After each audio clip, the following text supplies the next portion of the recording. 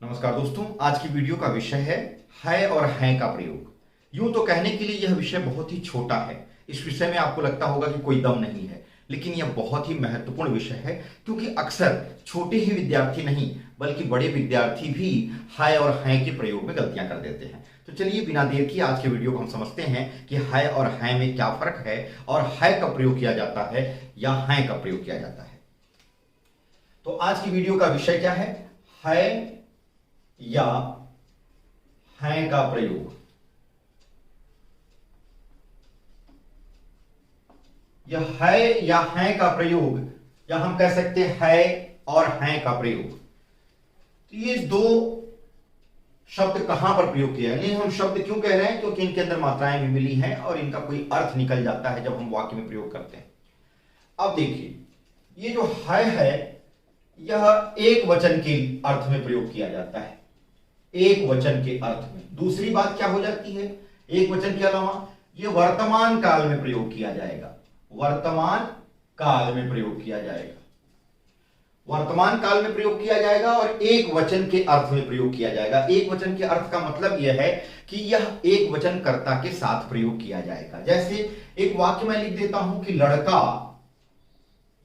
पढ़ रहा है, पढ़ रहा है। इस वाक्य में अगर आप ध्यान देंगे तो आपको पता चलेगा कि लड़का पढ़ने का काम कर रहा है, लड़का ही करता है, यानी काम करने वाला लड़का है। और वह लड़का कितने वचन का है, एक वचन का है। यह बहुवचन में नहीं लिखा गया है बल्कि एक वचन में लिखा गया है। तो एक वचन का करता है, उसके साथ क्रिया लग रही है, पढ़ रहा है। अब ये जो है प्रयोग हुआ है वह गौर करिए, वह एक वचन कर्ता के साथ प्रयोग हुआ है। साथ ही साथ यह वर्तमान काल का बोध करा रहा है कि लड़का अभी अभी पढ़ रहा है। आगे लड़का की जगह हम कोई दूसरा संज्ञा शब्द प्रयोग कर सकते हैं व्यक्तिवाचक में।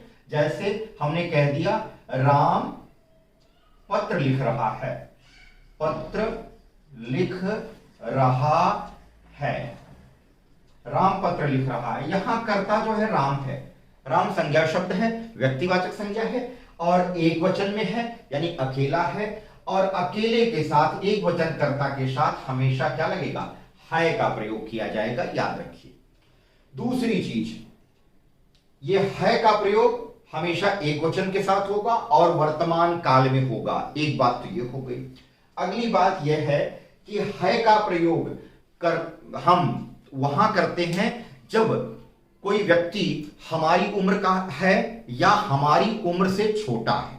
ठीक है, अगर वह हमारी उम्र से बड़ा है, ध्यान दीजिएगा, तीन कंडीशन हो गई। तीन कंडीशन में पहली कंडीशन क्या हो गई कि एक वचन कर्ता के साथ इसका प्रयोग किया जाएगा। दूसरी कंडीशन हो गई कि वर्तमान काल के लिए प्रयोग किया जाएगा।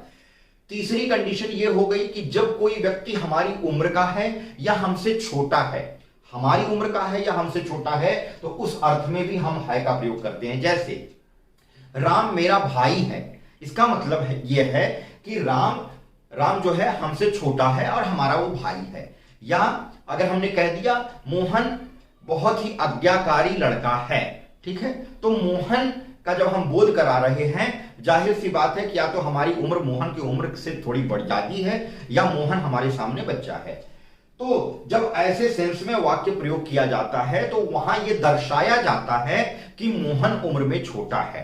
ठीक है, भले ही वाक्य का प्रयोग करने वाला या बोलने वाला उम्र में छोटा हो, लेकिन मोहन सच में उम्र में बड़ा हो, वो अलग बात है। लेकिन वाक्य की लिखावट या बनावट इस तरह से प्रयोग की लिखी जाती है, वहां यह दर्शाया जाता है कि मोहन या राम या सुरेश, जिसके लिए वाक्य लिखा जा रहा है, वह उम्र में छोटा है। ठीक है, तो छोटी उम्र के लिए या समान उम्र के लिए या किसी बच्चे के लिए, वहां पर जहां हम बहुत सम्मान नहीं दे रहे हो उसको, वहां भी है का प्रयोग किया जाता है। अब आती है बात हैं की। तो जाहिर सी बात है, अगर है का प्रयोग एक वचन के लिए होगा तो हैं का जो प्रयोग है, जहां पर बिंदु हम लगा रहे हैं, यह आपको लग रहा होगा कि यह अंक की मात्रा है, लेकिन यह अंक की मात्रा नहीं है बल्कि यह चंद्र बिंदु है। अब कारण यह होता है कि या चंद्रबिंदु के रूप में प्रयोग क्यों नहीं किया जाता? चंद्रबिंदु के रूप में इसलिए प्रयोग नहीं किया जाता क्योंकि इस है के ऊपर पहले से ही इसके शिरोरेखा के ऊपर पहले से ही ऊपर वाली मात्रा लगी है, यहां पर इतना स्थान नहीं है, तो स्थानाभाव के कारण चंद्रबिंदु को चंद्रबिंदु के रूप में न लिख करके बल्कि बिंदु के रूप में लिखा जाता है। तो है में जो ये बिंदु लगा है वो बिंदु नहीं है बल्कि चंद्रबिंदु है, यानी अनुस्वार नहीं है बल्कि अनुनासिक है।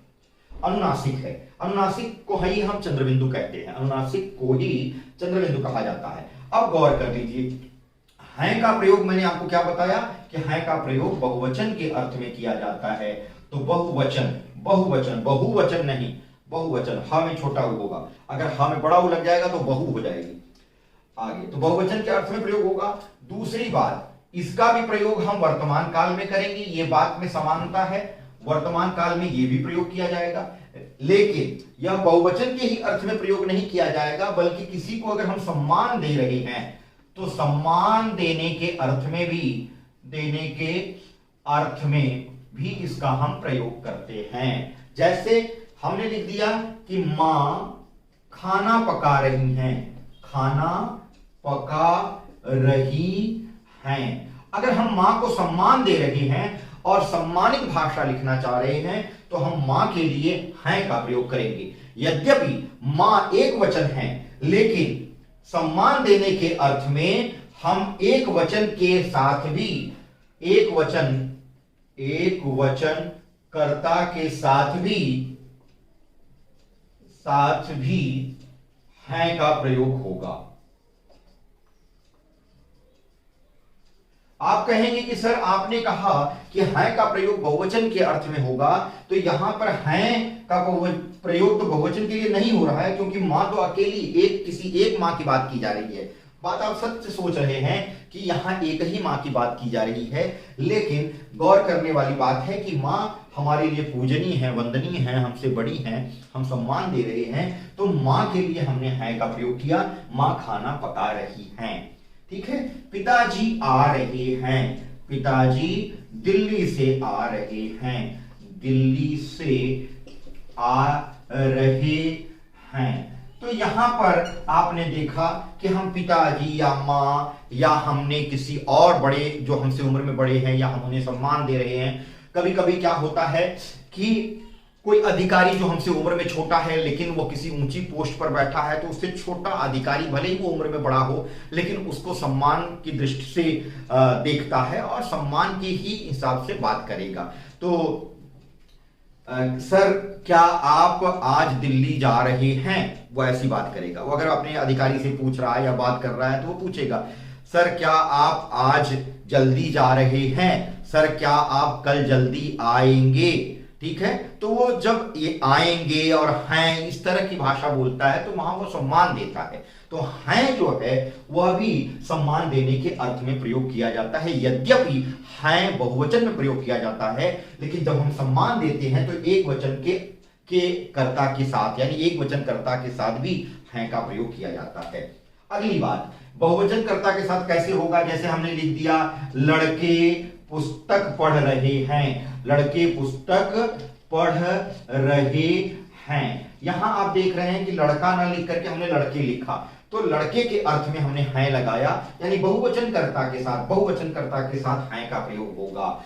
लड़कियां खेल रही हैं, ठीक है, लड़के पढ़ रहे हैं, वे विद्यालय जा रहे हैं। और हर जगह आप देखिए पढ़ रहे हैं, पका रही हैं, आ रहे हैं, इन सब में आप देख रहे हैं कि जो क्रिया प्रयोग की गई है वो वर्तमान काल की क्रिया है। तो कहने का तात्पर्य हो गया मित्रों, मैं एक बार निचोड़ बता देता हूं, है जो है वो एक वचन कर्ता के साथ प्रयोग किया जाएगा। इसका प्रयोग जो है सम्मान देने के अर्थ में नहीं किया जाता, ठीक है, या सम्मानित भाषा के लिए प्रयोग नहीं किया जाता। एक वचन के अर्थ में प्रयोग किया जाएगा, वर्तमान काल के लिए प्रयोग किया जाएगा। वहीं पर है का प्रयोग बहुवचन के अर्थ में भी किया जाता है, वर्तमान काल में दोनों का प्रयोग किया जाता है, लेकिन है जो है वो बहुवचन और सम्मान देने के अर्थ में प्रयोग किया जाता है, जबकि है जो है वो सम्मान देने के अर्थ में प्रयोग नहीं किया जाता, वह एक वचन के लिए प्रयोग किया जाता है। इसका प्रयोग हम समान उम्र के लोगों के लिए जब कोई बात कर रहे हों और वर्तमान काल में कोई बात बोल रहे हो तब किया जाता है। जैसे मेरा दोस्त आज विद्यालय आ रहा है। ठीक है, वह कई दिन से बीमार था, आज वह विद्यालय आ रहा है। तो यहां पर हमने उसको सम्मानित लैंग्वेज उसके लिए प्रयोग नहीं की। मेरा दोस्त है, हमारी उम्र का है, तो हमने है का प्रयोग किया, आज वह विद्यालय आ रहा है। ठीक है, इसी तरह से हमने बोल दिया कि चपरासी कमरों की सफाई कर रहा है। ठीक है, चाय वाला चाय ला रहा है।